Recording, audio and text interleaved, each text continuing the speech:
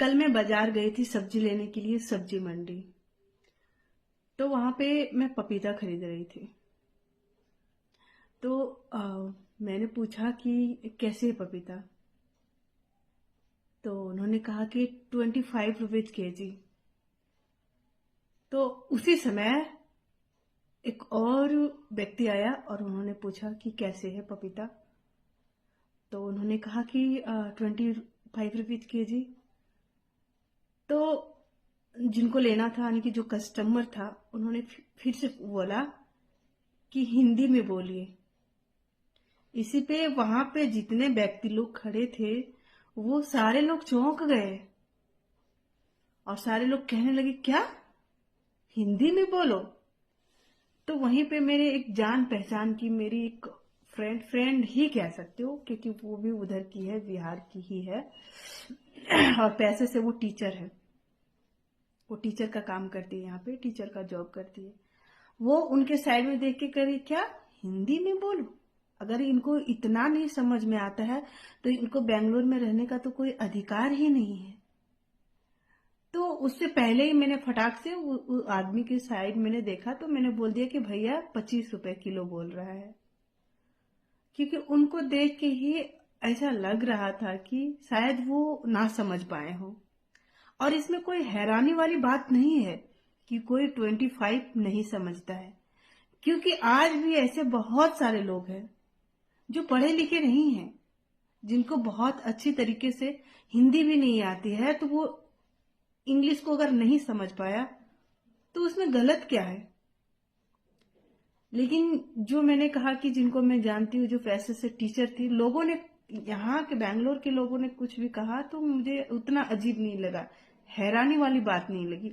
लेकिन जब उन्होंने कहा कि जब 25 नहीं समझता है तो इन्हों बेंगलोर में रहने का कोई अधिकार नहीं है, कोई हक नहीं है, मैंने उनको वहीं पे जवाब दिया। मैंने उनको कहा भी कि यार ऐसा नहीं बोल सकते। हो सकता है कि ये नहीं पढ़े लिखे होंगे, नहीं समझ पाया हो, तो आप कैसे ऐसा बोल सकते हो। फिर जाके उनको जो लेना था उन्होंने लिया।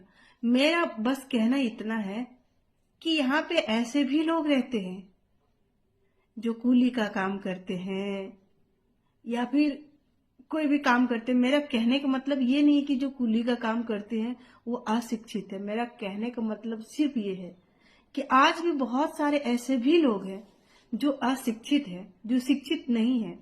और अगर वो नहीं समझ पाए कि 25 कितना होता है तो उसमें उसकी क्या गलती है, क्योंकि वो पढ़ा है, ना पढ़ा है, अनपढ़ है, शिक्षित है, उसको कमा के या तो हम भी नहीं खिला रहे हैं और आप भी नहीं खिला रहे हो, तो किसी को किसी पे उंगली उठाने का जरा भी अधिकार नहीं है। क्योंकि जो जैसा भी है वो अपना पालन पोषण खुद ही कर रहा है। हम किसी का यूं ही मजाक नहीं उड़ा सकते हैं। भले आप शिक्षित हो सकते हो, लेकिन हाँ, आप भले ही चालाक हो सकते हो, होशियार हो सकते हो, लेकिन आपसे भी होशियार कोई ना कोई अवश्य ही होगा। लोग को थोड़ा सा भी ज्ञान होता है तो लोग ये क्यों सोचने लगते हैं कि सबसे ज्यादा होशियार हम ही हैं।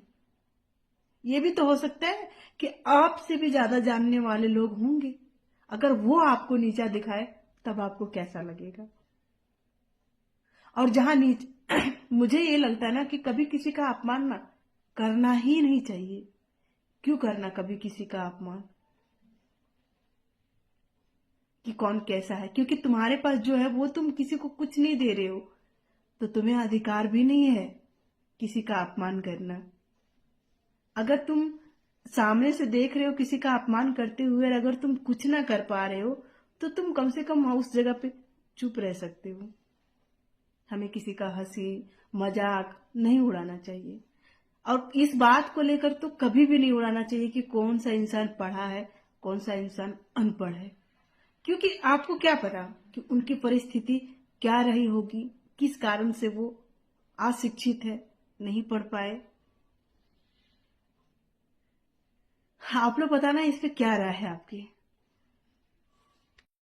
उस वक्त मेरे दिमाग में बस एक ही चीज चल रही थी कि यार ये तो एक टीचर है और एक टीचर होके ये दूसरों का मजाक उड़ा रही है। कि अगर ये 25 नहीं जानता है तो इन्हें बैंगलोर में रहने का कोई अधिकार नहीं है। मुझे बहुत आश्चर्य हुआ